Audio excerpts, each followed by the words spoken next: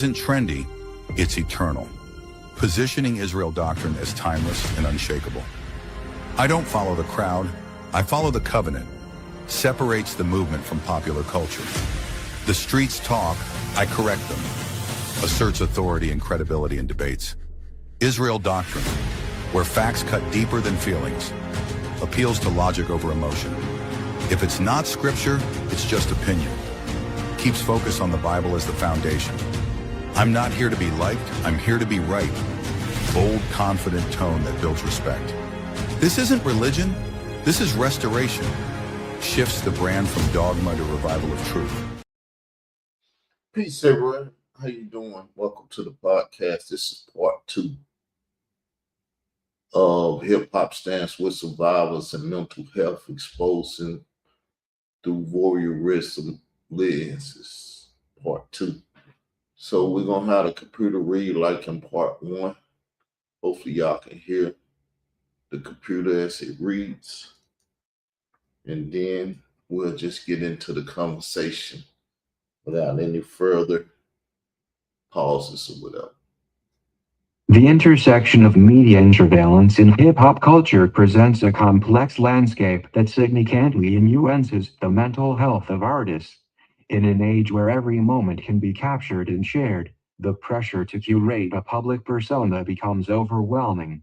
Artists are often subjected to constant scrutiny, which can exacerbate feelings of anxiety and depression. This voyeuristic lens not only shapes how they are perceived, but also how they perceive themselves.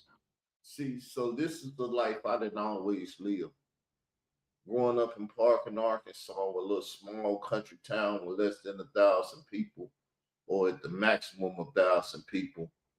Them 1,000 peoples are always looking and judging and doing all those type of things. And like I said, I come from a family where my mother was a very prominent woman in the community, and everybody hated her and her children, her husband, and so on and so forth. They respected them, us as a family, but they hated us. So public persona and scrutiny and all this stuff, it don't bother me. My father had a I don't give a F mentality, and his son has the same mentality, leading to a cyclical impact on their mental well-being. Media plays a pivotal role in amplifying the narrative surrounding hip-hop artists, often prioritizing sensationalism over authenticity.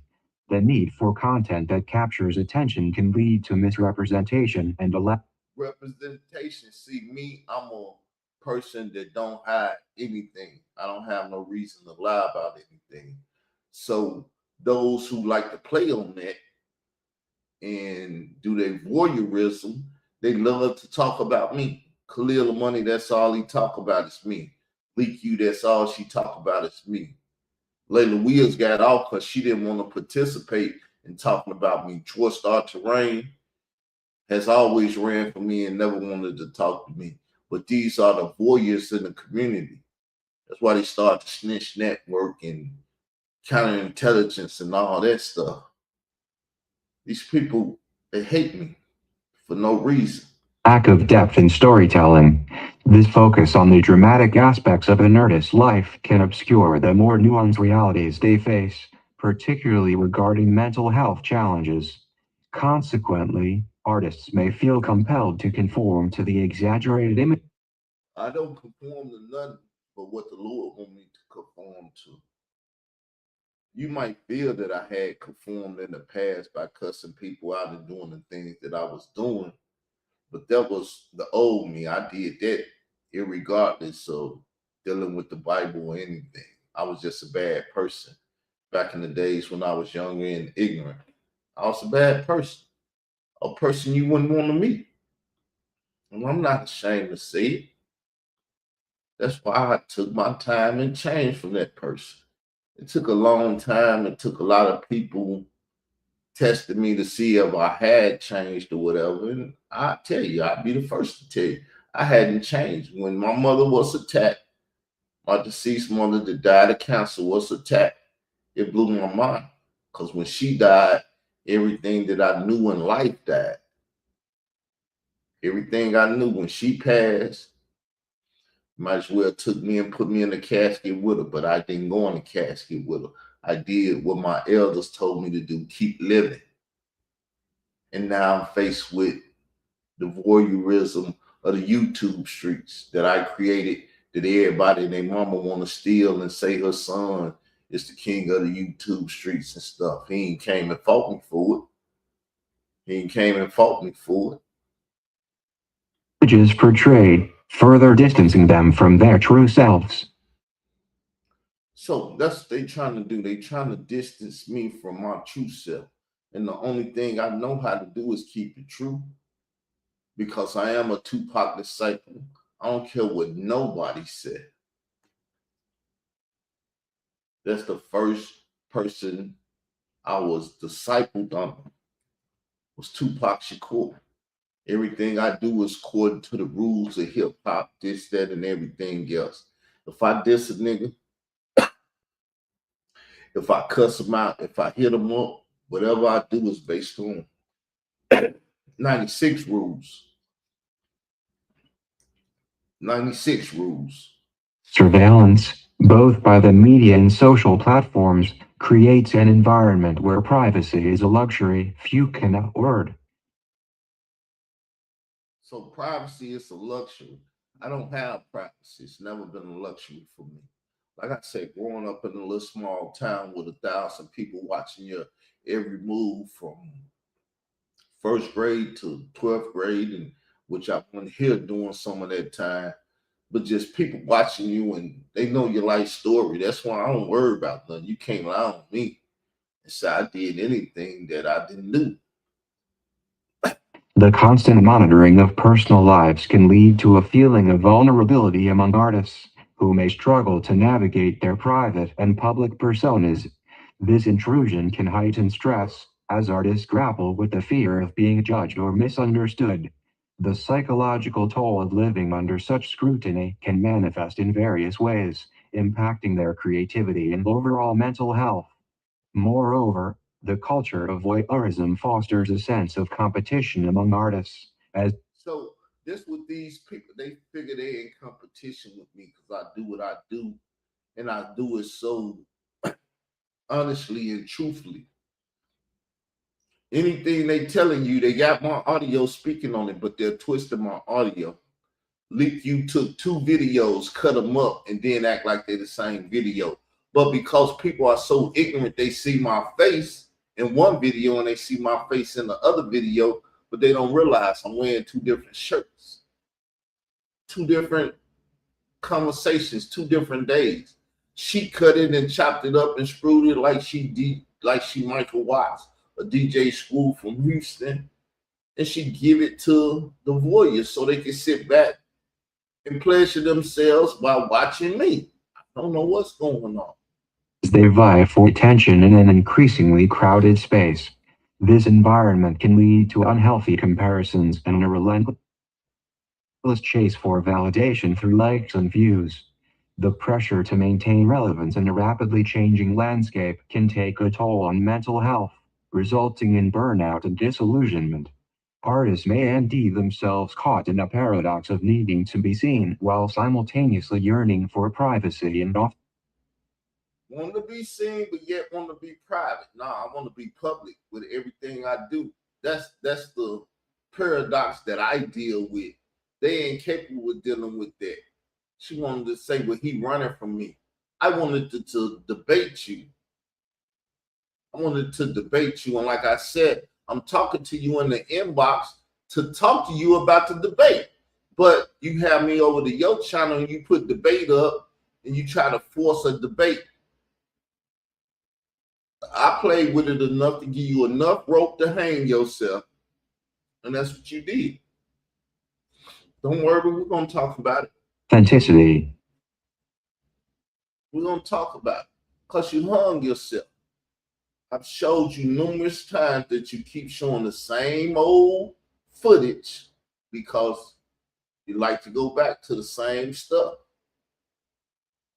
You cannot move on because you cannot beat me. And because you cannot beat me, your job is to keep coming at me until you beat me. But you can never beat me. In conclusion, the role of media surveillance in hip-hop culture is a double-edged sword that nuances not only public perception but also the internal struggles of artists. As they navigate the complexities of fame and visibility, the impact of voyeurism on their mental health cannot be understated. It is crucial for both artists and audiences to engage in conversations that prioritize mental well-being, fostering an environment where authenticity is celebrated over sensationalism. Authenticity over sensationalism. They selling you sensationalism. Ever since they told you about Bambaataa, propaganda and the sensation system, I can't even say it, it's been going on in the community. It's been going on in the community. And these people that's getting paid by it love it. Some of them challenge them and take it down, so they got to start over and stuff. They getting tired of the rigorous building channels and this and that, to the point where they don't even try to talk about none but me. Let me see how many views I can get talking about the king. Celebrity culture and public scrutiny. Celebrity culture has become a defining aspect of contemporary society, especially within the realm of hip-hop. Artists are often placed under a magnifying glass, their lives dissected and critiqued by fans and media alike. This relentless scrutiny can lead to immense pressure, as artists grapple with the expectations placed upon them while simultaneously trying to maintain their authenticity. So you see, Jay-Z, who went to Epstein Island, know how to deal with this, because the people that are with him are trying to fight against me. I'm the media outlet. I'm everything that they need to talk about.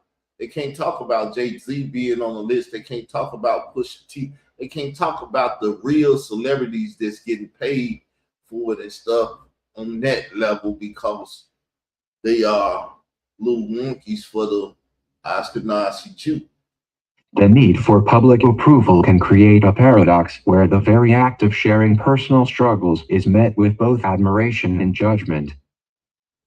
Admiration and judgment. So I don't care how many of y'all try to judge me. Those that need to hear my story and my conversation, hear it and their help. So what's a little hate going through the hate that I'm facing? It's nothing for me. As I say, I grew up in a little small town that had nothing but haters in it. And they didn't learn. You can only hate so long and so far before the dosha. The voyeuristic nature of celebrity culture contributes significantly to the mental health challenges faced by hip-hop artists. Fans and critics alike feel entitled to opinions about every aspect of an artist's life, from their relationships to their mental health battles. This constant observation can exacerbate feelings of anxiety and depression, leading many artists to experience a sense of isolation despite their public personas. The pressure to conform to a certain image can make it difficult for them to express vulnerability, further complicating their mental well-being. Moreover, the media's role in perpetuating this culture cannot be overlooked. Tabloid headlines and sensational stories often prioritize scandal over substance, reducing complex human experiences to mere entertainment. This not only ECTs how artists are perceived, but also nuances how they view themselves. Many hip-hop artists see themselves playing a role that is far removed from their true selves, leading to an internal conflict that can be detrimental to their mental health. So with that said, people, this is part 2. I'm gonna continue bringing it. Not today. We're gonna deal with a story tonight dealing with 10 toes down. I'm gonna finally bring you whichever story. I don't know if it's 5K1 or Murder Doctrine. We're gonna bring you that story tonight about 10 toes down. Probably 4 o'clock. I want to do it at a time frame where it's reasonable, people off work, but people doing what they doing and stuff. and I want to have some type of mental cognitivence when I deal with it.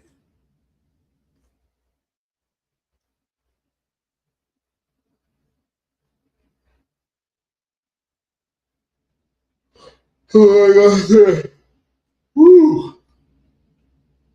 I'm gonna be dealing with the 10 toes down tonight. So the title is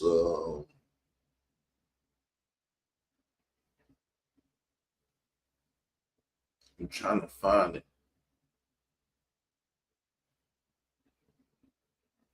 Well, we're just gonna bring it. I don't want to deal with confusion. I'm confused, so I'm gonna leave it alone. Hit the notification bell, people, please.